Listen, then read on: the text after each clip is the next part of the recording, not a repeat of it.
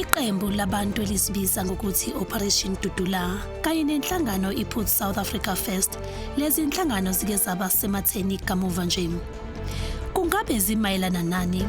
Kungabe zinamuphi umthelela empilweni kubantu abadabuka kwamanye amazwe abahlala kuleli?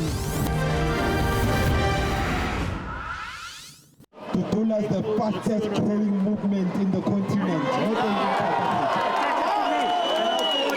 And with that said, we say guys, please, whoever see me here, know that we are not safe in South Africa. Please, we must think about going back home. Yeah. Lesotho, yes, they must go. Nigeria, Zimbabwe, to be honest, when I'm in Zimbabwe, I'm viewed as someone who's an outsider. So when I'm in South Africa, I'm more at home than when I'm in Zimbabwe.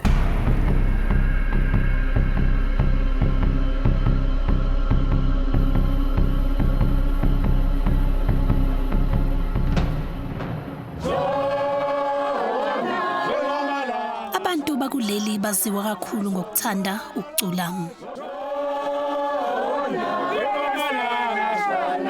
Bayacula uma bebungaza, uma behlezi emanzini, ngisho kuliwa bayacula.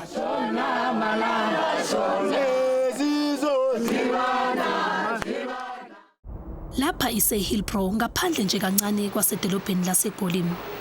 Lezi ithombe zathathwa ekupheleni kweminyaka yo-80 nasekuqaleni kweminyaka yo-90. Bathi indawo yase-Hillbrow yayibucwebecwebe iyigugu ledolobha. Yayiziqhayisa kakhulu ngezitolo zokudla eziseduze nomgwaqo. Namabhilidi amade ahlanzekile kanye namahhovisi angabasezingeni elilodwa namanye emhlabeni. Kodwa konke lokho sekuwumlando. Mhla ziyi-18 kuNhlolanja, umkhankaso waziwa nge-Operation Ndwendwela wamashela emgwaqeni yase-Hillbrow. Abanye bebuka umbhikisho besezitezi eziphezulu zebhilidi kanjalo nakumaveranda. I-Operation Ndwendwela ithi ifuna ukukhipha abantu abangafuneki emadolobheni kanye nasemalokishini. Lesotho, yes, they must go. Nigeria, Zimbabwe,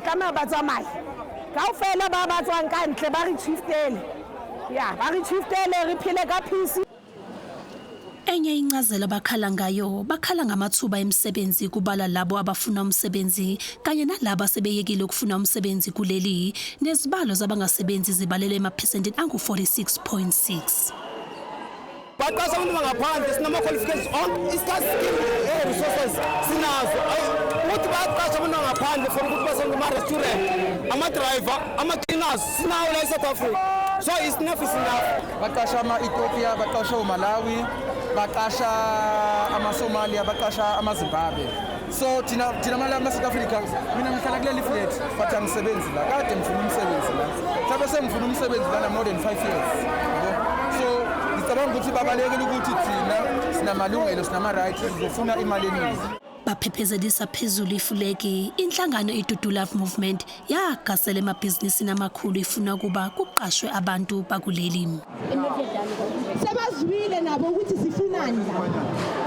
I-youth yethu has spoken on behalf of i-youth yeDwendwela ukuthi we are here, we demand 100% South African jobs. And we demand, that's a demand, asisancengi muntu manje. So today sizobapha 7 days, I repeat 7 days, ukuthi baklina indlu yabo.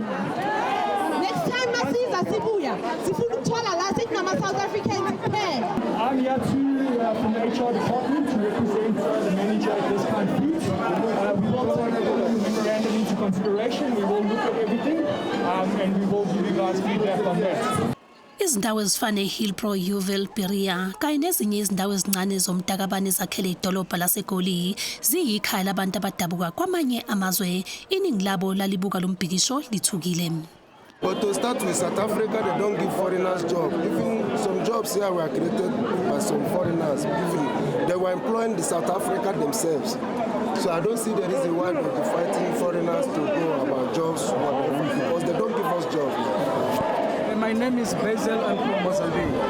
I came here 2010 until today I'm here. I got a late, I'm taking responsibility from here. Her name is Elundi Bush. So now the thing that has happened here today, when I see, isn't like is amazing for me because of what we're all is Africa. We're all African. It's a happiness, but we are not just each other, but we are giving education about each other. Okunye okujwayele ukukhulunywa ngakhona kuyinto esabalele ngabantu bokufika kuleli ukuthi badayisa izidakamizwa. Sikhathele sizoqosha ama-foreigners, sikhathele ngabantu bangaphandle. Bathengisa ama-drugs, abanamithetho. Funza abantwana ngama-drugs, yonke into bayadelela, ba-disrespect yonke into. I don't do I don't sell drugs. I work. I have my own documents. I'm not a South African woman. I've come back to Hillbrow.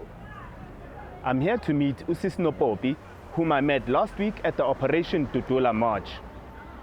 I'd like for her to show us firsthand the problems she says exist in her community as a result of an influx of illegal immigrants.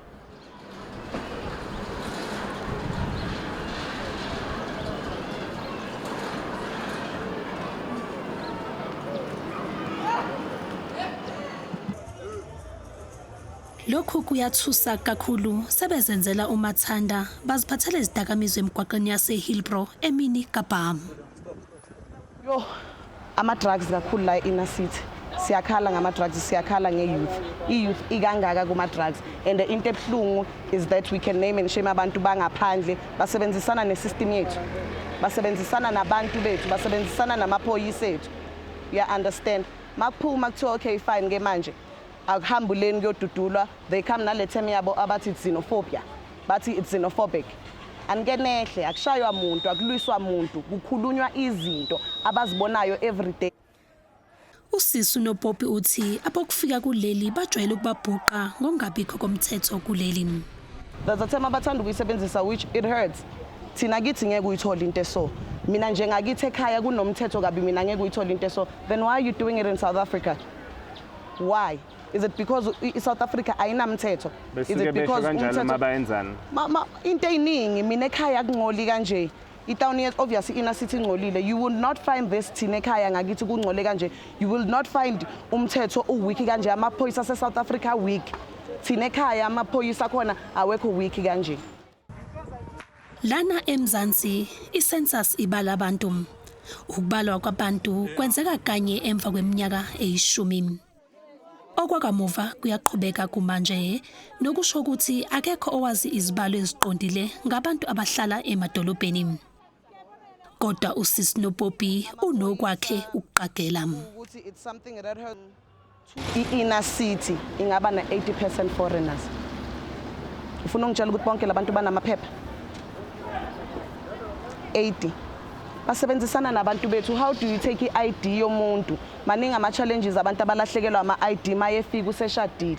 So whatever abantu bangaphandle abayenzayo esingayifuni, let us not shy away from the fact ukuthi bayenza behlangene nabantu bethu. Emva kwekhefu. I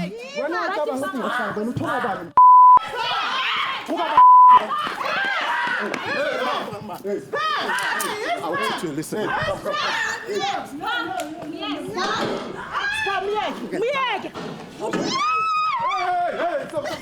I will break your leg now.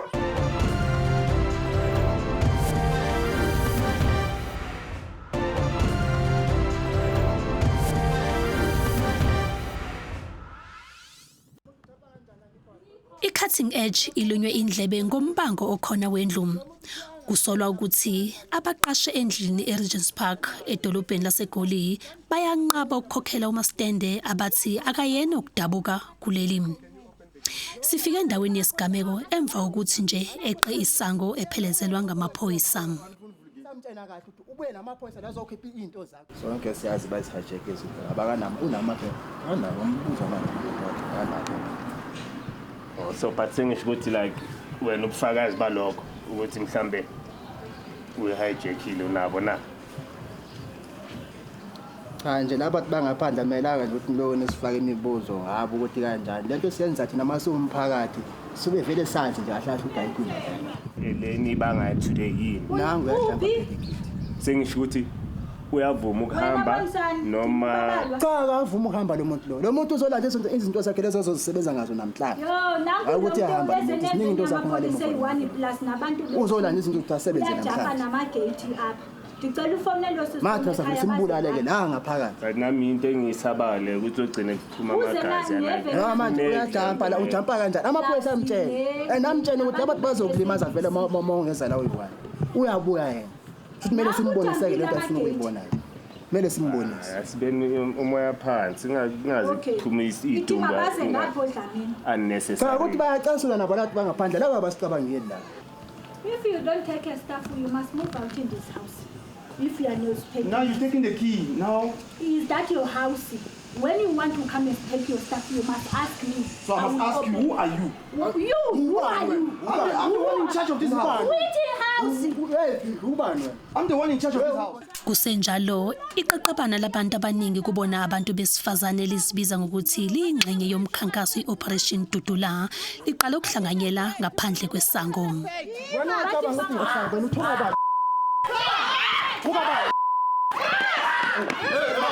I want you to listen. I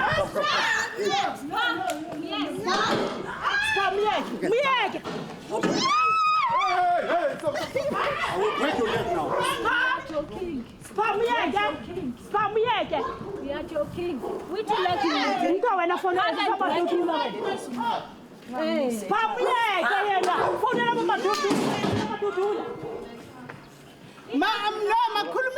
not in the fight now.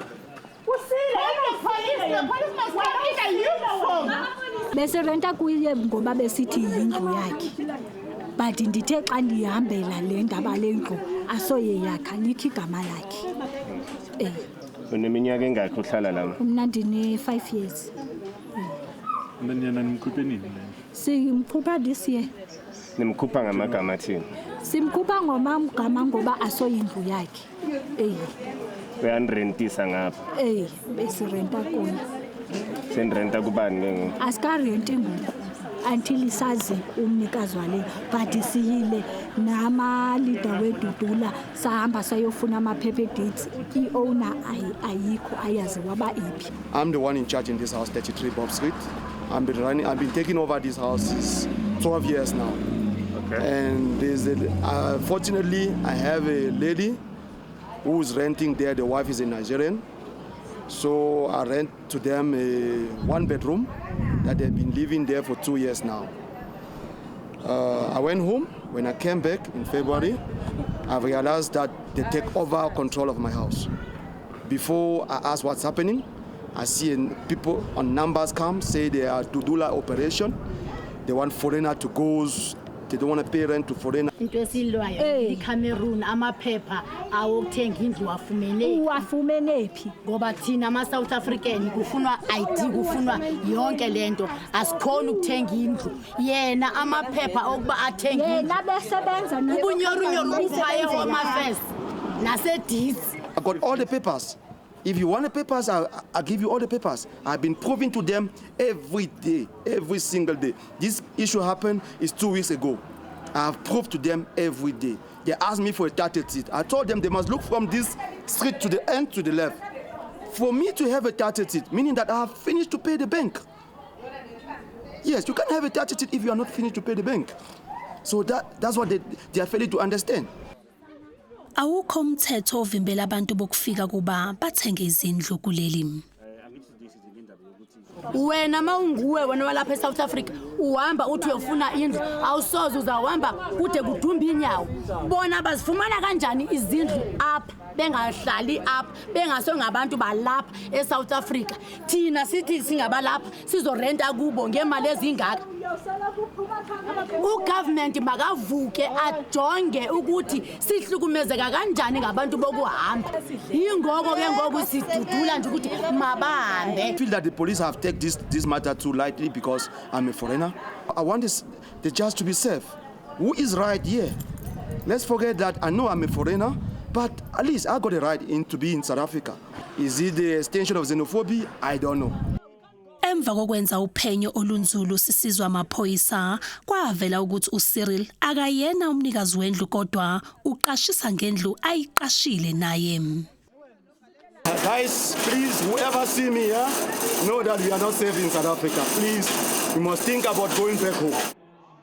Esoweto esikhungweni sabo kufika izakhamuzi zithi zihlalele ovalweni emva kwezinsolo zokuthi zihlangene namalungu eOperation Dudula.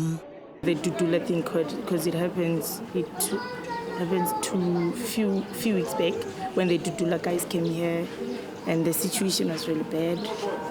They wanted us out of this place and to be like where personally I was like where will I go, because this is more like my home.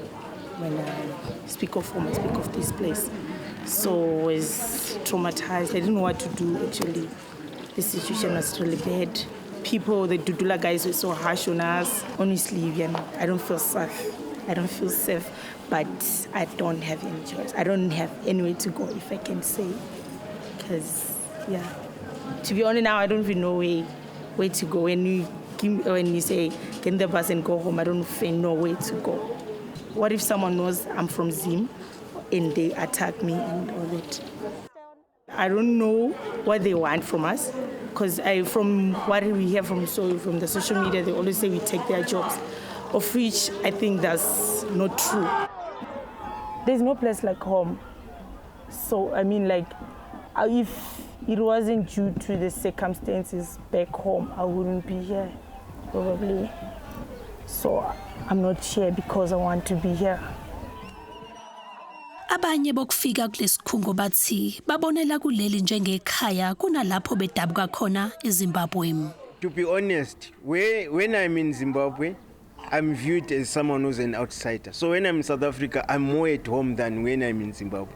It's very important for me to have a document so that it won't cause any trouble for me. I'll be able to do anything without being asked a lot of questions or without being people talking.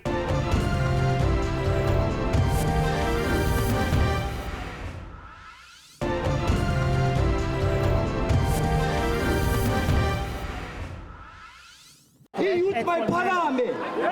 Fight for your nation, youth. Fight for your nation, youth. Viva South African youth, viva. Viva South African, viva, viva. President. Commander's morning. Commander's morning. I'd like to say greetings to everyone, even the new faces we see you. Dudula is the fastest growing movement in the continent. Not only in South Africa. And with that said, we say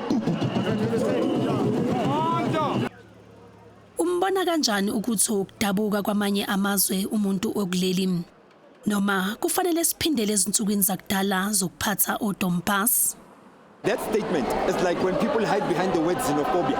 That statement is not fair, because if we are saying you are taking us back into Dompas, who? If we are saying South Africans must carry Dompas, then I'm taking you back. But I'm not taking you back anywhere. We are actually doing what the whole world is doing. When you get to Asia, right now, you must make sure that you are traveling with your passport. Otherwise, they will take you until you can prove who you are. I've been to China. I've been to many countries across the world, including here in Africa. You best make sure that when the law enforcement stops you, you are able to verify who you are. Otherwise, you're in trouble. Is that what you want for South Africa? We want that for South Africa. We need an iron fist for law. Kugxekwa kakhulu iDudula ngokubheka kakhulu abadayisa emgwaqeni kanye nezisebenzi ezisemazingeni aphansi ezinkampanini ezinkulu bayeke labo abasezikhundleni. We are going for the low-hanging fruits because we are biting enough for us to chew. We are not government. We don't have the resources to deal with people the way you are asking me to deal with them. So we are saying that time will come. If you remember our first march going to shops, this wasn't the number. It was less than 10% of this number, but we are growing in numbers, which also means we are growing in resources. When we start, we are all contributing 10 rands. That 10 rands can buy us enough money, can get us enough money to get a good lawyer so that we can start talking to these people at that level. Izinhlangano zomphakathi ezinyakazisa amalungelo abantu bokufika nabafudukayo isiqaphele ukwanda kwesigameko songabekezelelani kwabantu bokufika nabafudukayo kuleli. with the likes of emergence of right-wing populist anti-immigrant parties like Action SAs and your Patriotic Alliance and African Transformation parties, and also groupings that are coming up like the Operation Ndwendwela, and put South Africa, it will make integration more even difficult, not for actually those who emerge with the democracy after 1994, but even migrants who have lived in these countries for generations and generations, especially those from the neighboring countries.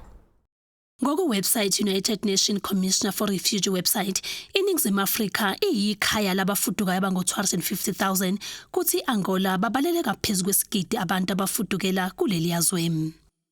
South Africa is not one of the largest recipients of actually migrants in the continent. If you look at a country like Kenya that have actually received more than 3 or 4 times South Africa, there is actually cohesion, there is integration, and there is no fight for the little resources. But the problem in South Africa is that in the township where you will find the most vulnerable South Africans, especially in terms of employment, in terms of actual youth employment, in terms of also societal ills, you will also find the migrant. There are no actually regulations in the townships when it comes to actually doing business. Mungakanani umonakalo odalwa izinkundla zokuxhumana ngokusabalalisa imizwa engahambisani nabo kufika kuleli.